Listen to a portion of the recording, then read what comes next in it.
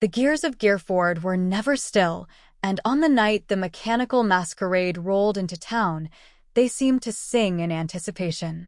Ilara watched from her window as the wagons trundled past, each one alive with ticking and talking, whirring and clicking. She couldn't resist. She had to see the carnival for herself. Her father, the town tinker, was out at the docks, repairing a faulty steam engine, and so Ilara slipped away unnoticed. The air was thick with the scent of hot oil and coal smoke, and the cobblestones shone with a slick sheen of wetness. As she neared the carnival grounds, the sounds grew louder and more varied, like a symphony of clockwork instruments playing at once. The centerpiece of it all was a grand pavilion, its tent poles adorned with gleaming gears and whirligigs. The entrance was framed by twin automata, their polished brass limbs moving in precise, choreographed harmony. Ilara felt as if she were stepping into another world as she passed between them, her senses overwhelmed by the sights and sounds around her. The first attraction she saw was a giant clockwork horse, its iron flanks steaming in the chill air. A young boy sat astride its neck, his hands clasped around its mechanical mane, laughing as it galloped around the circular track. Further on, there was a carousel of clockwork birds that flapped their wings and sang in perfect harmony, and a game where players could throw wooden balls at a row of whirring gears, trying to knock them off their perch. But it was the automaton standing alone near the back that caught Ilara's eye. It was tall and broad-shouldered, its metal body painted to resemble a human. It stood with its back to her, its hands clasped behind its back, as if deep in thought. Ilara approached cautiously, unsure if it was alive or not. "Hello," she called out. The automaton didn't move. "You can move, can't you?" she asked, taking a step closer. At last, it turned to face her, its clockwork eyes glinting in the lantern light. "My name is Tobin," it said, its voice as smooth and mechanical as the rest of it. "And you are?" Ilara blushed, suddenly self-conscious. "I'm Ilara," she replied, taking another step forward. "It's nice to meet you, Tobin. You're very lifelike." The automaton inclined its head, a gesture that was somehow both polite and unsettling. "Thank you," it said. "I am one of Madame Veroa's finest creations." The mention of Madame Vero sent a shiver down Ilara's spine.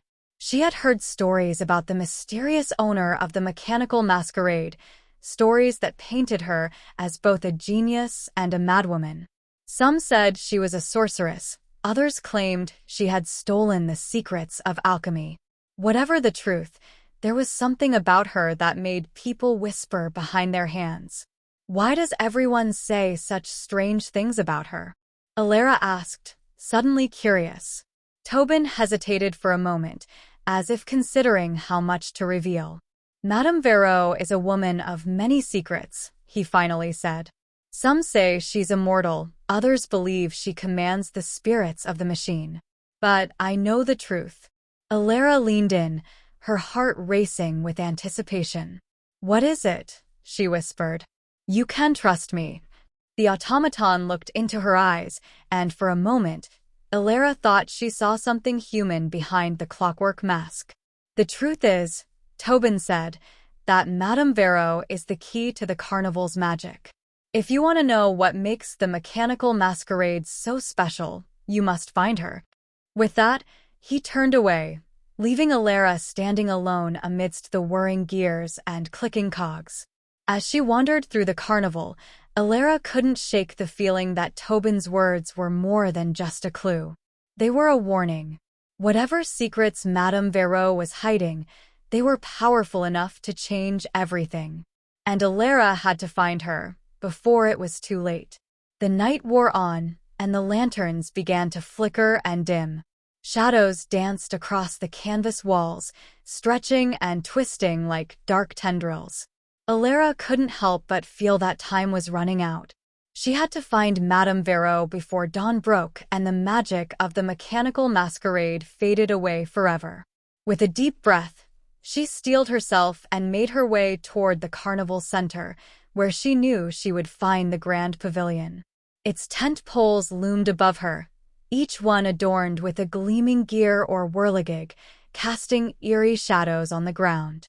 The air was thick with anticipation and secrets, and Ilara couldn't help but feel as if she were walking into the heart of a storm. She took one last look around, ensuring that she was alone, and then she stepped forward, her heart pounding in her chest. "Madame Vero," she called out, "I know your secret. I want to help you." There was no response, only the soft susurration of the night whined through the tattered canvas walls. Ilara hesitated, wondering if she had come to the wrong place. But then, from the depths of the pavilion, she heard a faint click. A gear, turning. A moment later, a curtain parted to reveal a small, dimly lit chamber. In its center stood a woman dressed all in black, her face obscured by a shadowy hood. "You must be Ilara," she said, her voice barely more than a whisper. "Tobin told me you would come." She gestured for Ilara to enter, and the girl stepped inside, feeling a shiver run down her spine. The chamber was filled with strange devices, clockwork spiders spinning endless webs of gears, automatons playing haunting tunes on instruments that seemed to be made of bone, and glass tubes filled with glowing, swirling liquids. The air smelled of ozone and burning incense. "Please," Madame Vero said, gesturing to a seat beside a crackling fire, "sit. I have been expecting you." Ilara did as she was told, her eyes darting about the room, taking in every detail. "I don't know how to begin," she said finally. "I don't understand your magic or how you do what you do." The woman chuckled, a low, eerie sound. "Magic?" she repeated.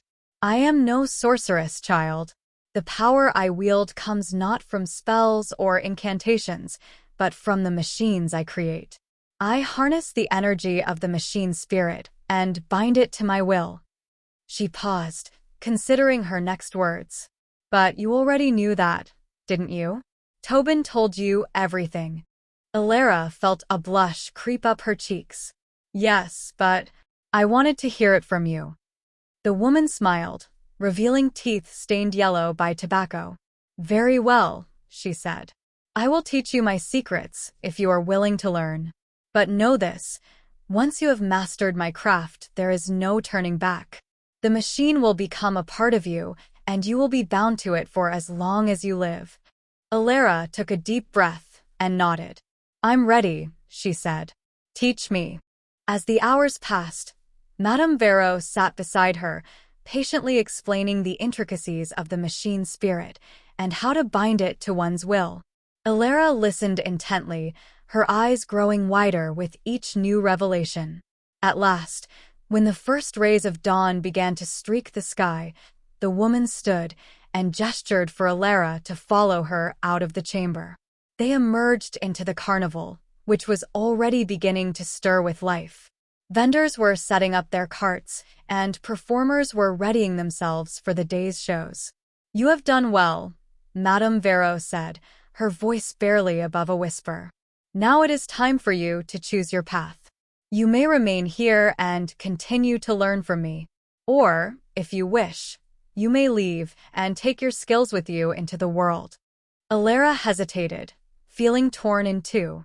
She had never imagined that such a choice would be hers. "What if I want to do both?" she asked, hope fluttering in her chest. The woman smiled, a wistful expression crossing her face. "Then you must find a way to balance the two," she said. "For the machine spirit is not easily tamed, and once it has a hold on you, it is difficult to break free. But if you are strong enough, you may find a way." With that, Madame Vero turned and disappeared back into the carnival, leaving Ilara standing alone amidst the bustle of the waking world. But as she watched the people around her, she felt a newfound sense of purpose. She had been given a gift, a chance to make a difference. And, with the guidance of her new mentor, she was ready to embrace it. As the sun rose higher in the sky, Ilara took a deep breath and stepped forward into the day. She had no idea where her journey would take her, but she knew that wherever it led, it would be a journey unlike any other. And she couldn't wait to see what the future held. She spent the next few weeks learning the ins and outs of the carnival, mastering the art of repairing and maintaining the machines. She also began to create her own devices, infusing them with the machine spirit and binding them to her will. As her skills grew, so did her reputation within the carnival. Word spread of her abilities, and soon people from all around began to come seeking her help with their machines. Elara took each new challenge as an opportunity to hone her craft, to learn more about the machine spirit and push the boundaries of what was possible. She created a workshop for herself at the edge of the carnival, where she could work in peace and quiet while still being close to the action. As the seasons changed and the carnival traveled from one town to the next, Elara continued to follow it, never once considering leaving her newfound life behind. It wasn't long before she began to take on apprentices of her own, eager to share her knowledge and passion for the art of machine magic.